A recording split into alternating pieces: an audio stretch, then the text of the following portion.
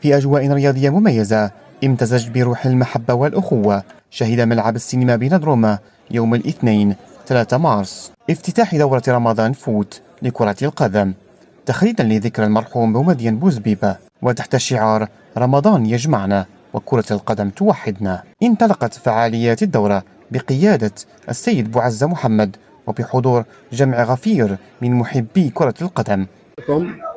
مرحبا بكم في هذه الدورة. درناها للمرحوم بومدين بوزبيبة، كان عزيز علينا، درنا له هذه الدورة. ولا لها العمد عاود درنا هذه الدورة باش نجمعوا، باش نوحدوا كاع وليدات مرومة. راه كاين بزاف قاشيات منا الناس ما تجبر وين تروح، رانا نديروهم هنا، بعد رانا لمينهم، والجماعة راهم هنا توجور كوتي سبورتيف، وهذا هو كما نقولوا. مرحبا بالجميع. بالإضافة إلى الحضور المشرف للاعب المتألق سيدهم إلياس.